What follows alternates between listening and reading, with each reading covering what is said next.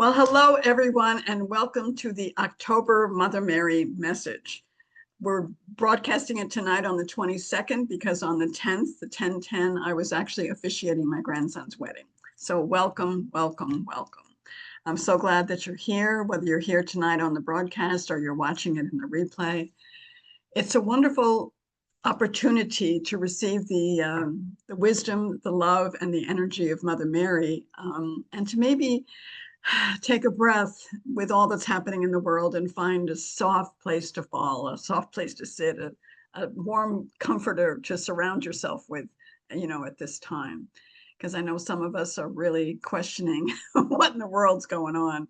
But Mother Mary always seems to have a perspective and maybe even sometimes a couple of suggestions. So without further ado, I will be bringing in Mother Mary and offering her wisdom to you.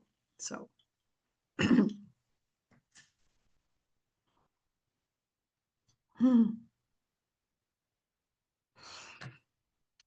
So here we are. Another month has gone by and you're all still here. Some of you a little more weather beaten than others, but that's all right, you're here.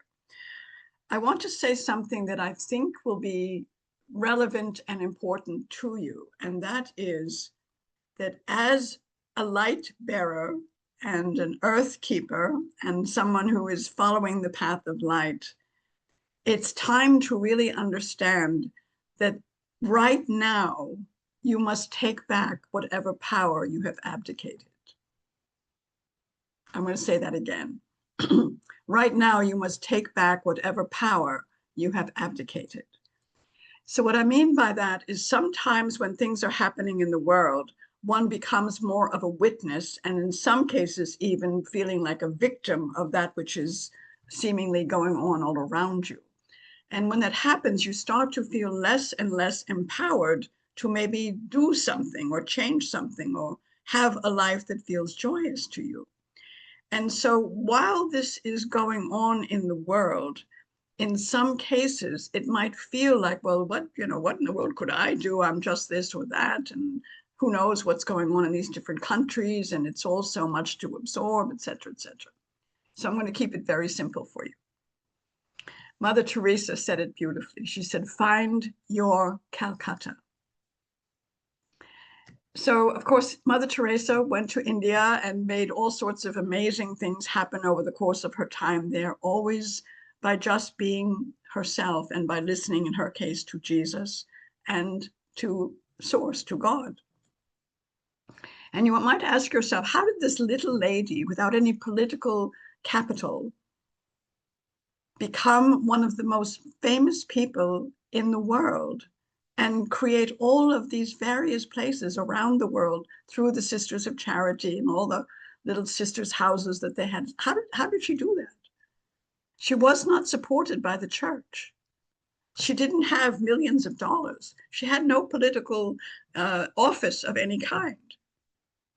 But what she had was an indomitable connection to Jesus, to Spirit, and to her own unfailing and inflappable desire to make a difference and to do what God was guiding her to do.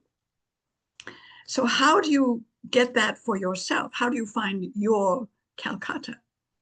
And I think sometimes it might seem overwhelming because you think, well, I'm not Mother Teresa. I don't know how to go to India, et cetera, et cetera. But it's quite simple. It's realizing what is mine to do with the capacities and the gifts and the grace that I have. So it's like really assessing what could I personally do to make my little corner of the world better, more loving, more full of grace. And it's taking charge of that. And so in some cases, it might seem silly, but it's not. To realize, let's just take an example. Maybe you are a nature lover. Many of you are, I know. And you're driving along and you see this rather dilapidated park or a place where it's just not very well kept, or in some cases in the poorer neighborhoods, there's, broken swings and a teeter-totter that only teeters but doesn't totter. And you notice that and you think, oh, well, that's too bad. No, if it's come to your attention, if it touches you in some way, if you're driving by and it tugs at you, stop. Just stop for a minute and say, it looks like, we'll just use this little park, for example.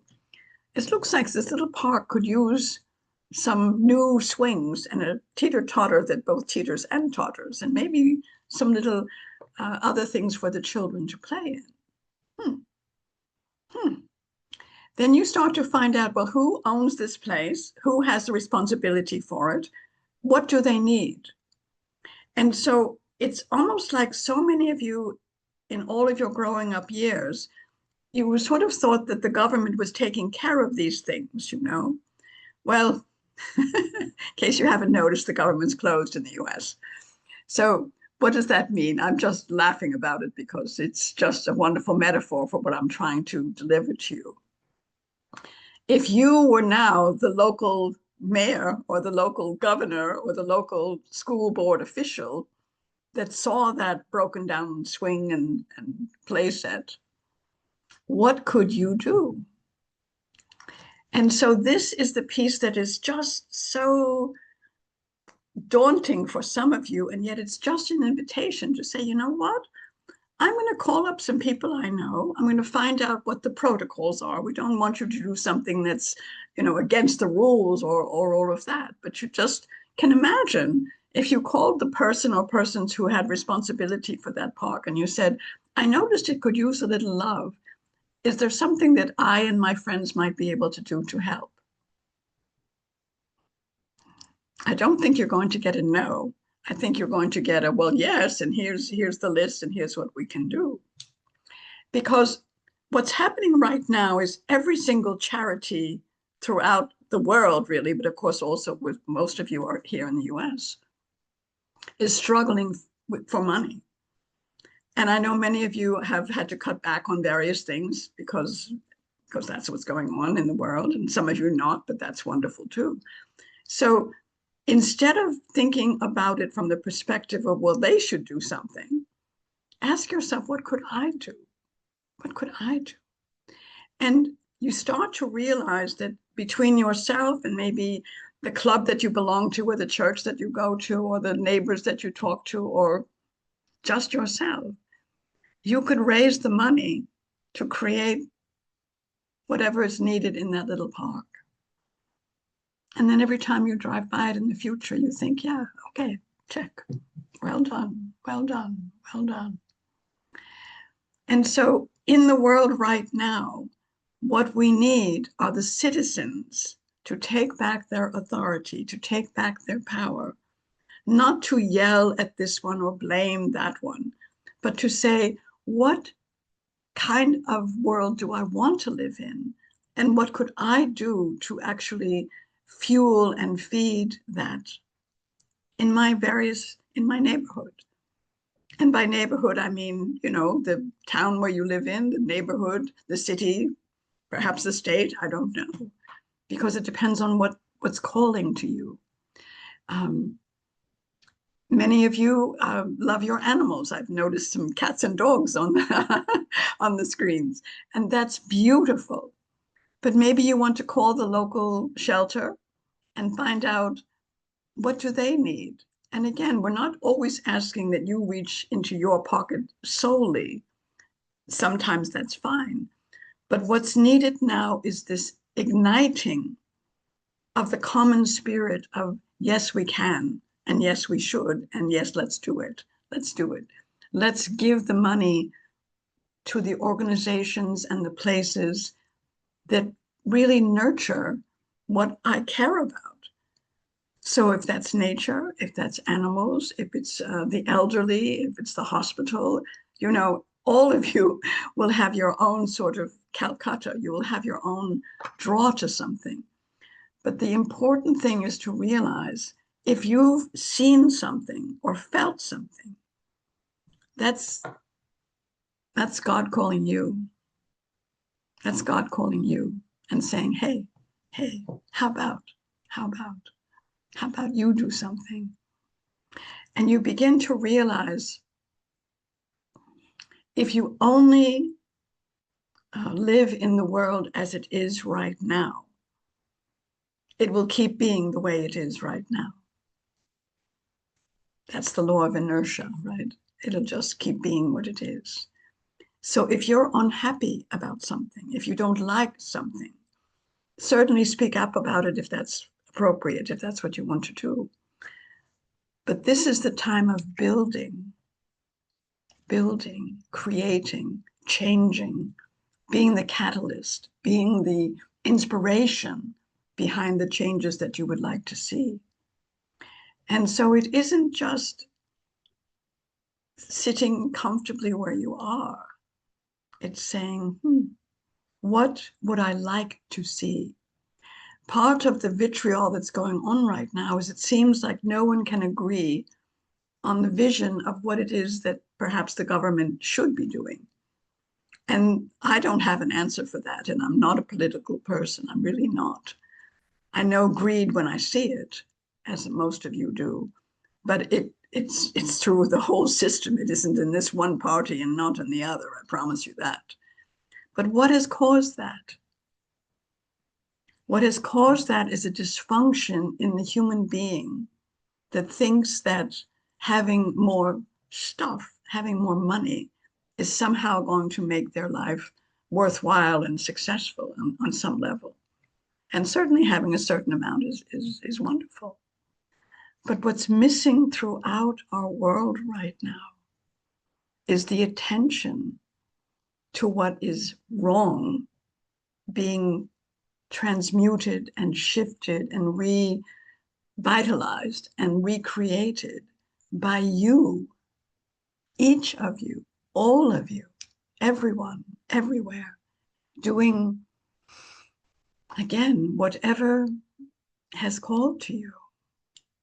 And there's certainly plenty of things that are calling right now. This is the time in which the natural elements are really out of balance. I think you've noticed that with floods and fires and volcanoes erupting and crazy weather and heat and this and that. And you can't just point your finger at Gaia and say, stop it.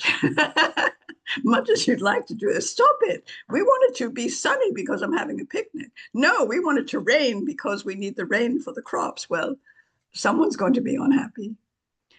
So what would happen if you began in your own little neighborhood to talk to the elements and say, what do you need? Not what's in it for me, what are you going to do for me, but rather to go out and see the water or see the trees or see the flowers or see the animal life, whatever it is, and say, what do you need? And then listen. Because what has been misunderstood and mishandled is this very delicate relationship with what you call nature, which is your earth. And if you began to be one of the proponents, the tree huggers, if you will, which I love all you tree huggers. If you became a tree hugger and a water bearer and all of those things, and you began to ask, what do you need? I sent Samarah this afternoon to this beautiful Brook Green Gardens, which is quite close to where she lives. And it's acres and acres of beautiful trees and walkways and statues, and it's just beautiful. And she sat on a bench and watched this beautiful mossy tree with its beautiful tendrils coming down. As the water in the little pond and the wind were interacting, it was as if the tree's hair, if you will, was reaching down into the water, and the water was feeling it and moving back up. And she just watched that for a while as I talked to her about how nature can become this living, well, it's already living, but it can become living to you. It can become living to each of you as you interact with it. And as you allow your appreciation and your beauty to come back and feed you And that is also part of what can happen in these times to come. So that rather than only thinking of nature as a resource to utilize, seeing it as part of you, part of all of you, to become resonant with and to really enjoy being with. Um, so finding your Calcutta isn't an assignment of suffering. It's an assignment of grace, to find your grace and to offer that again in whatever or whoever or whichever way feels right. I think the other thing to understand is it's a rather humble thing. Mother Teresa was always quite humble, and she insisted on, no fancy decorations, no gold things. And she was precious, precious person. And why did she do that? Because she wanted it to be as direct an exchange as possible, not filtered by all sorts of other things. And so when you start to work with nature, when you start to really understand that there's life in the water and the air and the trees and all of that, and that life and you can have a very compatible relationship, it's going to become a lot easier to move in this world as it's moving through its various cycles of change.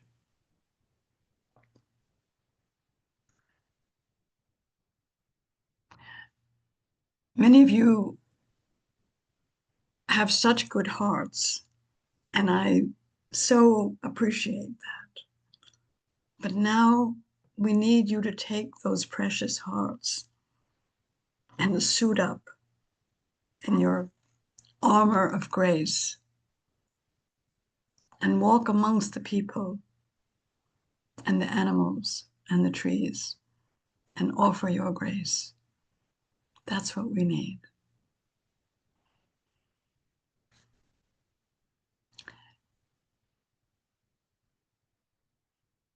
Many of you, I know, love Jesus. And I'm not asking any of you to be Jesus. He you can't be. He's the one and only. But you each have that Christ light. So you can be the Christ light you're meant to be, which is not Jesus, but it is the Christ light of you.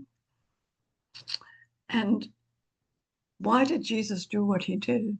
How did he do what he did? Just like Mother Teresa. He had no authority. He certainly had no money. So when you allow yourself to really tune in to your own connection, and you allow yourself to also feel the wind and feel the water and feel the air and bask in it, you start to move out of sort of this human way of responding in anger and upset and blame and all that. And you walk in grace. It's I know it sounds a little odd, but it's like you become impervious to all of that. It's just like a movie going on, because what you're doing is the real work. You're doing the real work. You're touching the people, you're touching the animals, you're nurturing the plants and the air and the water. That's the real work. All of the other is just chatter right now. It's just chatter. And so you become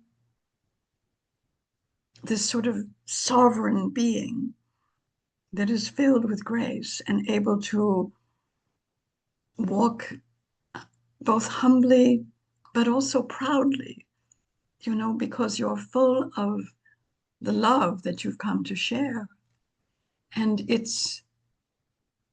you've all met people like that from time to time, the great ones, and they have all different personalities and they're all different in how they operate. But the common ground of all of it is this great love in their heart, connected to their desire to make a difference in the world in whatever way they've been guided. You know, you think about, and again, I'm not saying any of these people are perfect. I just want you to sort of grasp what I'm talking about. How did Nelson Mandela emerge from prison to become the president? You think about that? Just think about that for a minute. What was that? How could he do that? He didn't have a pack behind him. He didn't have billionaires paying his way. He had sown seeds of grace for so many years that when he was finally freed, there was no other choice but to have him. And there was a lot of singing that went on. And so each of these people emerge sometimes out of very difficult circumstances, but they don't allow their circumstances to diminish their spirit. And I guess that's what I'm asking of each of you. Don't let whatever outside diminish your spirit. Feed it, nurture it, love it, and then go and do something for someone or something that takes that energy of love that you filled yourself with and puts it into the world in a way that is your blessing, your grace, your love. And that's what's going to shift this world over time from a world that is driven so much by the emptiness. You know, Mother Teresa was asked why did she want to start a house in the US?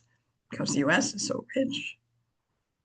And she said to her interviewer that the US was the most spiritually poor of any country in the world. Now, whether you agree with her or not, that's quite an interesting thing to think about. So what does it mean to be spiritually rich? It means that you have allowed yourself to connect with God, Jesus, me, the angels, whatever, Buddha, whatever feels right to you. Filled yourself and then gone out in the world and said, how can I spread my love and my blessing and my grace wherever I am? And that's what makes the world wonderful.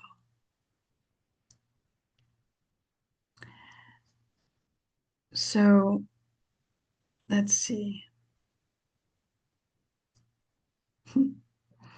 So I think I'll just conclude our brief but spectacular October message by saying to you, be not afraid of the light that you bring.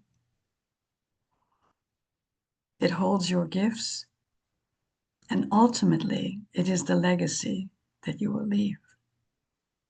So be not afraid of the light that you bring. I love you all very much, and I look forward to seeing all the acts of kindness, all the grace, all the new playgrounds, all the stocking of the food banks, or whatever you feel guided to do, because the world needs you, and you need to be in the world in a way that is honoring of you and your spirit. So for tonight, this is Mother Mary and Samarah saying, be not afraid. I am with you, and you deserve a life of love, of compassion, of heart, and of grace. Namaste.